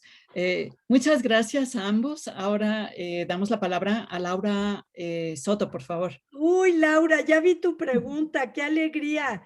Gracias, Laura, pero enúnciala. Ya la leí para contestarte. Enúnciala. Ay, pues es un gustazo escucharte, Virginia. Ya ves que desde hace años trabajando Suárez ya también. Estamos siempre paralelas las dos. Exacto, entonces padrísimo que yo recuerdo mucho tu texto sobre el sueño también de Suárez, padrísimo el texto tuyo. Y bueno, además es un gustazo también escucharte hoy con toda esta discusión que están teniendo también con el doctor José Luis sobre la importancia, ¿no?, de una filosofía auténtica en la Nueva España. Yo creo que esto es fundamental y además de un siglo, como muy bien dices, Virginia, que no se ha estudiado tanto como es el siglo XVII, ¿no? Pienso un poco en Curi, Camacho, ¿no? Que él sí un poquito, un gran parte, ¿no?, de su trabajo, sí, se ha metido en esto. Él es el detonante de esto. Exacto, sí. Y bueno, la pregunta iba un poco también con esta, incluso como perspectiva de género que también ya mencionabas hace un momento con el trabajo de Miriam, ¿no? Sí. Si considerarías tú también que Sor Juana desde esa perspectiva tiene un pensamiento auténtico, ¿no? Para ponerlo como en estos términos, un pensamiento auténtico al margen de la filosofía de los jesuitas. O sea, ya un poco nos hablabas, Virginia, de la importancia de Trento, ¿no? De la importancia además de... Me gustó muchísimo que este comentario que realizabas también, Virginia, sobre la importancia del colegio conimbricense, que es fundamental. O sea, ahí está toda la reforma, ¿no? De los planes de estudio, toda la reforma del aristotelismo, ¿no? Ahí hay que estar. Está totalmente... Tu pregunta, Laura, es si bien entiendo, si Sor Juana tiene un pensamiento filosófico propio. Mira, yo así fue como empecé a conocerla. En realidad, Sor Juana, lo que tiene, bueno, obviamente su grandeza es la poesía y la literatura, el teatro, todo lo que tiene que ver con el tema del arte, indudablemente. Y el otro, yo no diría que es filósofa, sino que tiene una filosofía, que es lo que decía José Luis de la vía literaria que aporta, ¿no? Entonces, tiene, podríamos decir, unos pininos teológicos y otros filosóficos. Para que realmente fuera una filósofa, le faltaría haber tocado todos los temas y aunque no le exigiríamos sistemáticamente por las distintas tradiciones que dice José Luis, sí tendría que haber tocado más temas. Yo lo que creo es que en ella hay subyacente, hay una antropología en Sor Juana, subyacente hay una filosofía de la educación que no se ha desarrollado bien y que puede dar para un libro serio. Todos queremos apostar ahorita a Miriam Díaz Omera, claro, que todo, yo cada cosa que, ay, la Lencastre, que le estudia ella la tal, ¿no? Y otra que es muy importante, la filosofía de la educación está, como tú sabes, en la respuesta sorfilotea, pero no se ha hecho serio porque el tema de género se ha planteado sesgado. Sí hay, por eso me gusta lo que hace Miriam, porque es buscar una aportación objetiva, quitando elementos afectivos y todo esto, ¿no? Entonces, sí hay una filosofía muy clara en ella, hay antropología, desde luego, y sí creo que hay una aportación teológica y el trabajo que es el que ha hecho Rosario Avilés con la Carta Atenagórica, es que esa aportación no es idéntica al pensamiento de jesuita, porque lo que hay en México es la asimilación de distintas tradiciones en la Nueva España. Nada, yo por eso en mi libro de Aristóteles y Nueva España acabo hablando de un aristotelismo diferenciado, porque me dicen, oye, viene del árabe, viene del tomista. No, es una formulación propia. Lo mismo ocurre en el pensamiento de Sor Juana en el tema de la libertad. Ella aborda la vía negativa, como viste en lo que expuse, y eso lo desarrolla muy bien Avilés en su obra. Luego les vamos a mandar el libro, ¿Cómo te echo propaganda, Rosario? ¡Qué bárbaro! A ti y a Miriam. Pero pues están en temas de mujeres ellas. Y entonces se los mandamos luego, Rosario, al seminario. Pero la vía negativa es muy importante y se ha soslayado. Lázaro Pulido nos dijo que revisáramos esa parte. Rosario revisa también la impronta franciscana en Sor Juana. Es bien importante y algunas otras. Entonces, yo diría que sí hay un pensamiento propio, más que una filosofía propia, un pensamiento propio para contestarte y que en eso sí no es igual a Suárez y a Molina. Definitivamente no, aunque su formación sobre la libertad sí es la impronta jesuita. Muchas gracias, Virginia. Sí, justo pensando como en este carácter de por lo menos lo que se entiende por filosofía en la época, ¿no? Como sistemática, no cabría, ¿no? Quizás... No, de ninguna manera. Oye, quisiera hacer una aportación a lo que tú me comentaste y dijo José Luis Mora. José Luis, tú hablaste de movimiento literario y eso es el barroco también. Yo quisiera volver a la noción de barroco. Tú mencionaste a Rosa Rossi y dijiste, y además es marxista para que no quepa duda.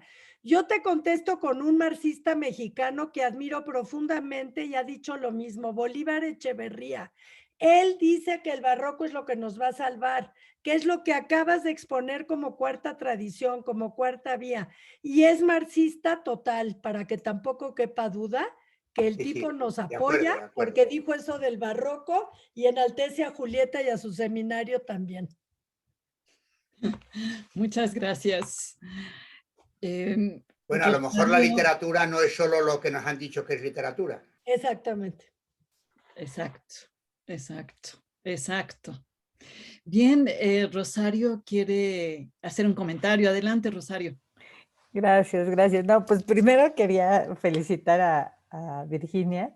La verdad es que ahorita que la estaba oyendo decía, claro, por eso empecé a hacer esa tesis, porque yo la escuché a Virginia cuando estaba buscando tema para tesis y porque el que había elegido no me lo aceptaron. Y cuando la escuché hablar y cuando oí todo esto, me empecé a emocionar y dije, claro, eso, ¿no? Eso es lo que hay que estudiar. Entonces me da muchísimo gusto escucharte y volverme a emocionar. Vir, eres increíble, y tienes clarísimo cómo esta propuesta de la libertad y de cómo el ser humano tenía que tomar en sus manos, pues ahora sí que el destino y la vida, que era la propuesta jesuita, sí nos fue conformando como una vía diferente, ¿no? Una manera de entender la vida desde una perspectiva distinta. Por eso de pronto, ahora sí que los latinoamericanos salimos con unas cosas que a los demás les resultan muy extrañas, ¿no? Pero me parece que bebe de ahí, y ahorita que estaba hablando José Luis Mora, entendí también que efectivamente una parte de la aportación de Sor Juana hay que buscarla en su literatura. No, Sí. no tanto, o sea, porque efectivamente ella no escribe textos de teoría Sistemático. filosófica, pero en toda su obra se transmina esta manera, este pensamiento, y la verdad es que, digo, yo me circunscribí, y afortunadamente, porque si no, no hubiera acabado, a los textos en prosa, pero algo que quedó pendiente es seguir trabajando con su poesía, porque la poesía, o sea, es increíblemente amplia, bueno, y la dramaturgia también, y eso podría darnos muchas más luces acerca de esta vía de la literatura. Me encantó eso que dijo José Luis. Gracias, porque me dio como mucha luz. Y ese libro del que habla Vir, que está en preparación, yo sí quisiera darle también a lo mejor un poquito un sesgo que no es estrictamente el de la tesis, ¿no? Porque me hicieron el favor, pues, de invitarme a hacerlo, pero a partir de la tesis, pero creo que le podemos dar este sesgo también hacia adelante, y ese sesgo nuevo. Y por supuesto, también quería mencionar lo de Curi Camacho, que, bueno, Curi es fundamental en esto. Obviamente, Virginia, yo sin Virginia nunca me hubiera No, pero es el metido en autor esto. que marcó el hacia dónde, sin lugar a dudas. Pero sí, Curi Curi Camacho. realmente es Sí. fundamental en todo esto, y muchísimas gracias. Y Vir, qué padre, me encanta escucharte porque me emociona mucho. Muchas gracias, gracias a José. todos. ¿Eh? Gracias, Rosario, porque dices lo que todos estamos pensando y sintiendo, que escuchar a Virginia nos emociona y nos dan ganas de seguir en esto. Sí, sí, De verdad, Gracias, Julieta. tienes ese don de entusiasmarnos en temas tan complicados. Y bueno, pues retomando entonces la formulación que nos traías sobre la idea de libertad en Sor Juana, pues nos quedamos con la influencia de Coimbra, la importancia de Coimbra en esta posibilidad de una criolla no hispana que encuentra y se identifica con las percepciones lusitanas en relación a España, ¿no? Esta confluencia de percepciones que van a potenciar pues una idea especial, propia de libertad. Así es, Julieta. Muchísimas gracias. Lo sintetizas muy bien. Miriam Díaz quiere comentar algo, me parece. Gracias a ti, Virginia. Sí, Miriam, adelante. Gracias. Bueno, voy a prender mi cámara. Hola, Miriam. Hola, hola a todas, a todos. Hola. Bueno, yo, Virginia, te agradezco desde luego esta exposición. Me parece que por un lado muestras cómo Sor Juana está es heredera de ciertas tradiciones de pensamiento y sobre todo con la respuesta que le das a Laura, que también tiene un pensamiento propio, ¿no? Aunque sea heredera no sé, la escolástica y bueno, ha leído a ciertos autores, tiene un pensamiento filosófico en ciertos aspectos. A mí me llamó mucho la atención lo que señalabas de este camino intelectual, ¿no? que se muestra en Primero Sueño. Y yo te pregunto que para ti, ¿cuáles son las consecuencias de señalar esto? Es decir, decir que no solamente fue algo místico, ¿no?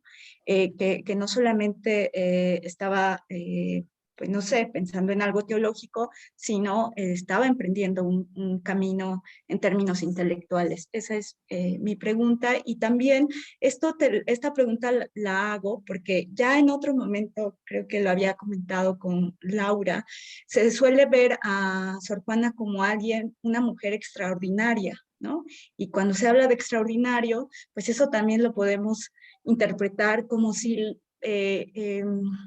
no todas las mujeres tuvieran cierta capacidad intelectual para además de producir literatura, reflexionar sobre ciertos temas de los que hablan los filósofos.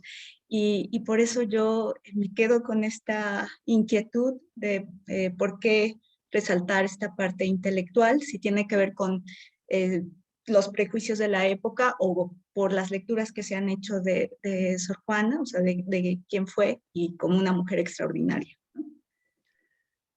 Sí, gracias, Miriam. Muchísimas gracias. Te voy a contestar primero con una anécdota un poquito vulgar. Fui a dar una conferencia sobre Sor Juana en la Universidad de Nueva York, en NYU. A un grupito muy pequeño, no se apantallen, era un seminario pequeño con profesores. Y rápidamente un gringo me levantó la mano antes de hablar y me dijo, a ver, deténgase, quiero que usted me diga si Sor Juana era lesbiana o no lo era. Y yo le contesté, no sé y no me importa, yo no estudio eso de ella. Yo lo que estudio es su ciencia, su filosofía, yo no tengo por qué meterme en la cama de los autores que estudio.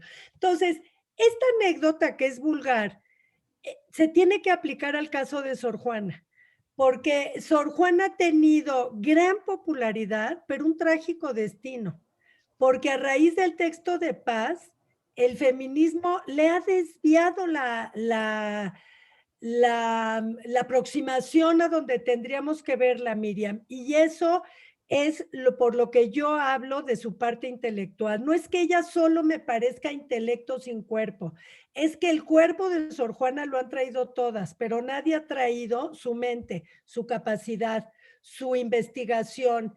Y creo que si tú, y fíjate que misógino es el asunto, porque al final, aunque parecen muy liberales, las feministas de género que la tienen en la primera mano, pues acaban diciendo que ella es por el cuerpo o por su preferencia sexual. Pues a mí me parece que eso no define a una mujer nada más ni a un hombre. Entonces, quisiera hablar de Sor Juana como intelectual en esta dimensión. Esa es una de las razones. Está pendiente el trabajo de Sor Juana también científica. Decía Rosario que entrara la parte poética y literaria. Es verdad, pero también está la parte científica. Américo Larrar del Rangel, que se le publicó en el fondo, describió la trayectoria del eclipse y la demostró, qué bueno, pero Sor Juana tiene aportaciones científicas muy interesantes que podrían, pues científicos que dominen el tema hacerlo, y seguramente un teólogo podrá meterse mejor en la tenagórica. Yo como filósofa lo que veo es que, por ejemplo, el Primero Sueño es un texto profundamente racional. Profundamente racional. Es la descripción de un viaje, podrías decir que es un poema y que es literario, pero como bien dijo Octavio Paz, es un texto en blanco y negro, no hay colores, no hay más que luz y sombras, y es un texto filosófico. Entonces, por esta razón he querido hacerlo. Mi intención no era reivindicarla, porque tampoco es que yo esté en contra de los temas de género, nomás faltaba, ¿no? sino que me parece que lo que tenemos que evitar son esas interpretaciones reduccionistas. Ella es algo mucho más que solo eso. Y pues digo, la gente que quiere estudiarla psicológica, psiquiátricamente, desde el tema de género, seguro encuentra cosas interesantísimas, pero a mí no me ha interesado eso. Lo que me ha interesado es la otra parte, Miriam. Con eso, pues te contestaría yo. Gracias por tu comentario, Miriam. Pues muchas gracias por la respuesta. ¿Y alguien más quiere hacer un comentario, alguna pregunta? No sé si hay un minuto, Julieta, si hay un Sí, sí lo hay, minuto. sí lo hay. Sí. Bueno, esta idea de la continuidad que has planteado es que es fundamental. Quiero decir que tenemos que continuar en esta línea, ¿verdad?, de construir la historia de la filosofía en las idas y venidas a través del Atlántico. Es que si no, no entendemos nada. Porque hay líneas que tienen continuidad en lo que hoy es un país y otras en otro, ¿no? Pero en aquel tiempo, que era el modelo de la corte, pues los libros iban y venían. Y Exactamente. eso en historia de la filosofía prácticamente no se aborda, ¿no? Entonces, claro, como no hemos estudiado las continuidades, porque las continuidades significan pasar por España, pasar por Portugal y pasar por la Nueva España. Y si no, pues hay discontinuidades. Cuando hay discontinuidades no sabemos dónde colocar a nuestra gente, ¿no? Porque de repente, claro, es que lo que has planteado sobre el 17 es clave para entender el 18, pero el 18 efectivamente se lo hemos dejado a Francia o a Inglaterra, ¿no?, que tiene unas contradicciones también enormes.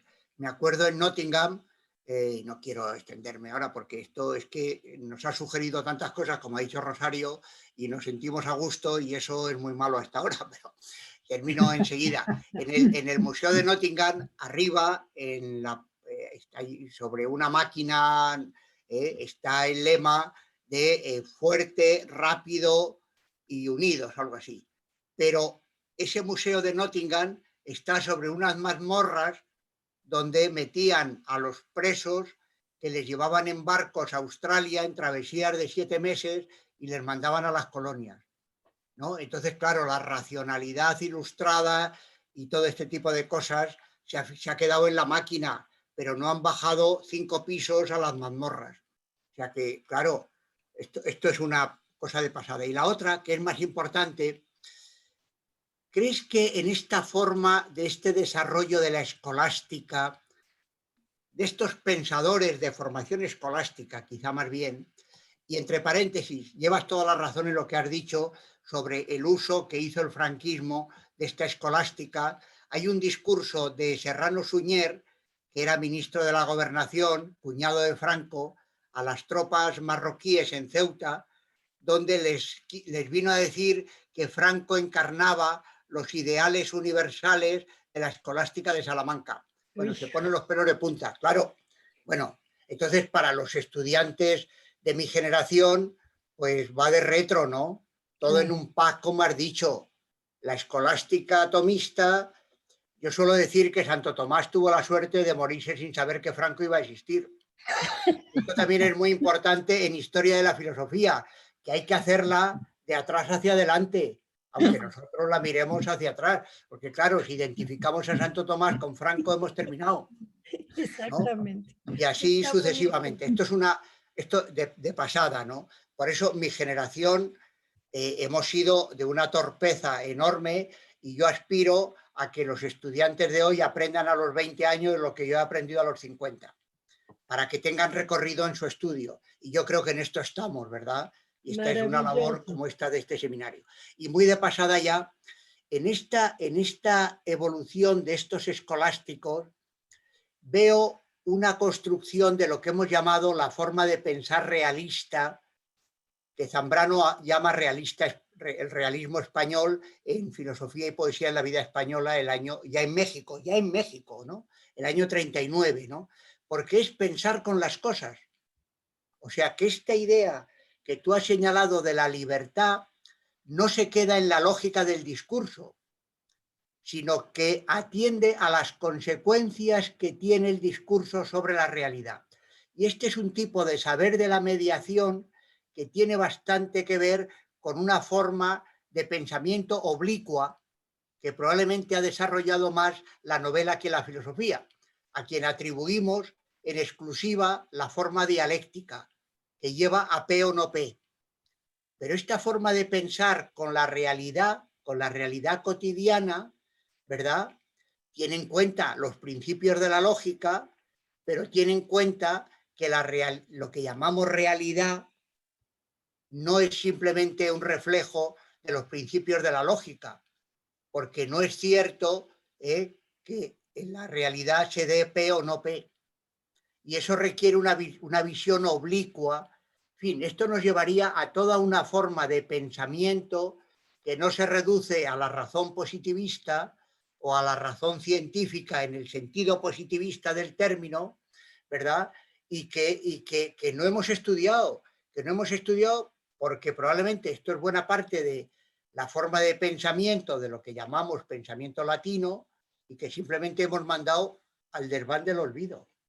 O sea que queda, pero de aquí se derivan consecuencias muy negativas, porque Sí. claro, sociedades que no tienen filosofía o ciencia son sociedades que nunca van a poder gobernar el mundo, que van a ocupar lugares secundarios y tienen problemas de cohesión interna.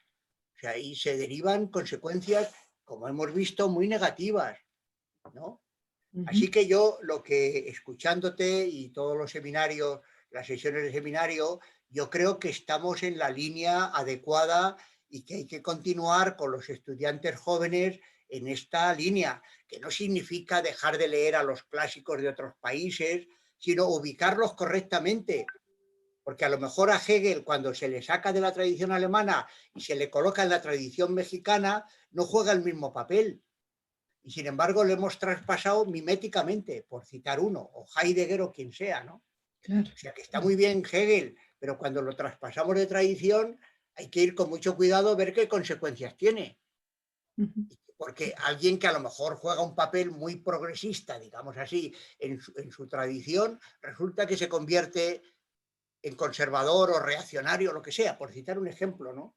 O sea que hay que analizar con mucha mayor sutileza. Y esto requiere conocer muy bien la propia tradición.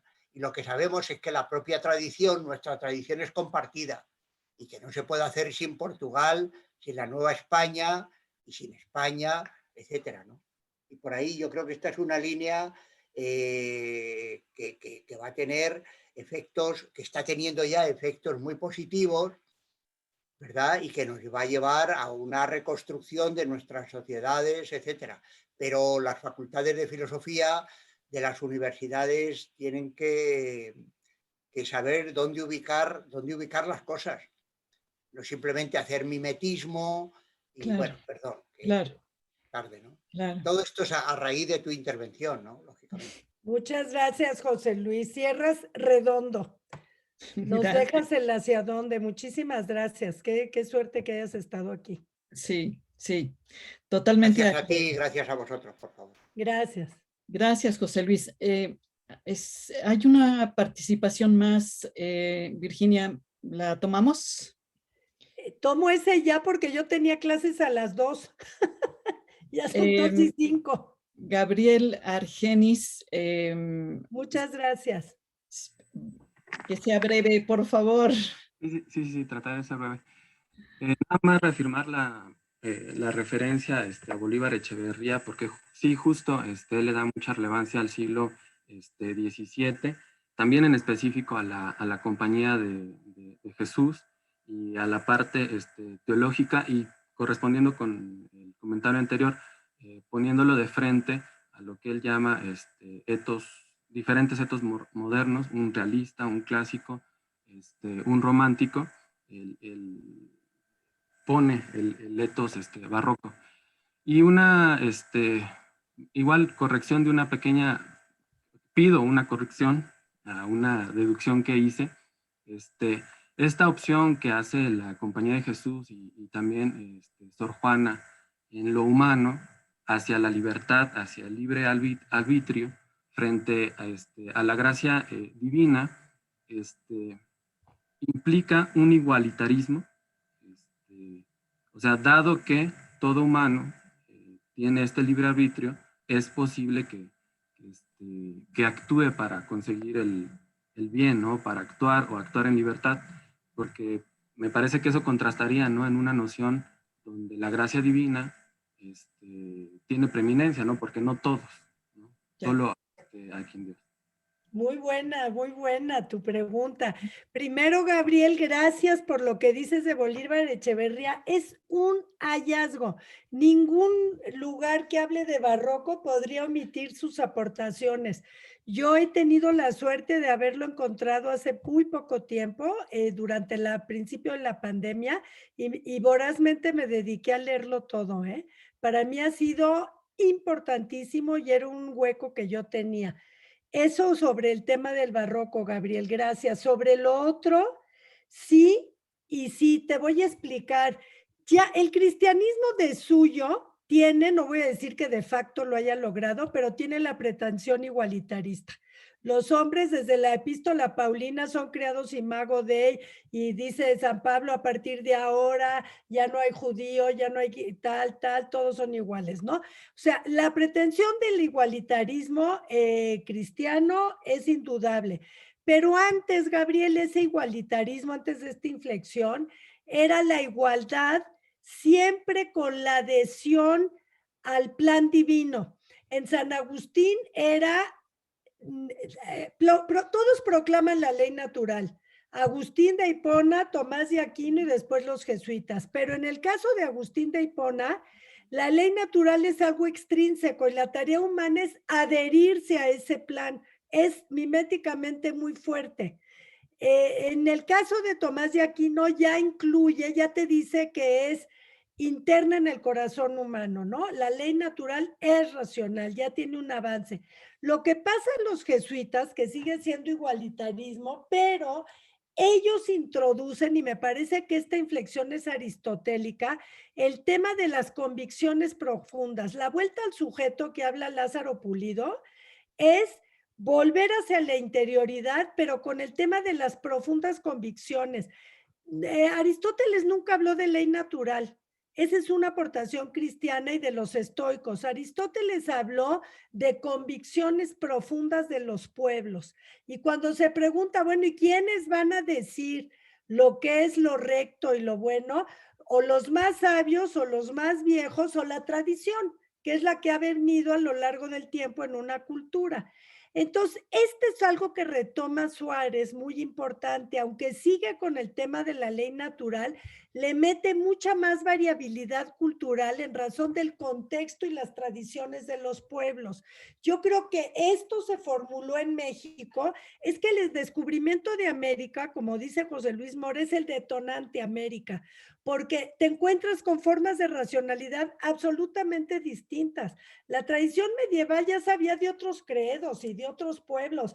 Lo que pasa es que aquí el cortocircuito es que su escritura es distinta, es pictográfica, sus usos son distintos, realmente es algo diferente y entonces los obliga a estirar la liga más en esta comprensión de lo humano que tú muy bien me preguntas, y entonces ya tenemos que la variabilidad cultural se defiende sin ser equivocidad o relativista. ¿Me explico? Ese es lo que América enfrenta a Europa, porque antes era, pues, ¿cuál era la cristiandad medieval? Como hoy tenemos los derechos humanos, nuestro dogma actual es la democracia y los derechos humanos. Que no digan que nuestra sociedad no es dogmática. No es que yo esté en contra de ellos, me considero súper liberal en eso, pero sí tenemos dogmas. Para nosotros, oye, fue contra los derechos humanos, no, entonces destrózalo, ¿no? Bueno, en ese momento los dogmas eran la cristiandad, eso era. Políticamente, internacional, todo era eso, ¿no? Entonces, pero eso se empieza a quebrar precisamente con esta inflexión de América. Y los jesuitas son los que acaban pudiendo articular cómo explicarlo absolutamente distinto y que sea exactamente igualitario. ¿Qué es tu pregunta? Creo que agarraste el tema de fondo. Muchas gracias, Gabriel. Sí. Bueno, pues agradecemos a todos y especialmente a Virginia por su tiempo, su generosidad, su conocimiento. Muchísimas gracias, Virginia. Te agradecemos y que tengas muy buena clase. Muchas gracias a todos. Les mando un caluroso abrazo. Cuídense y espero poderlos ver más adelante. Esperamos, sí. Siguientes sesiones, Julieta. Gracias a ti. No, gracias a ti, Gracias, José. gracias a todos. Un abrazo muy afectuoso.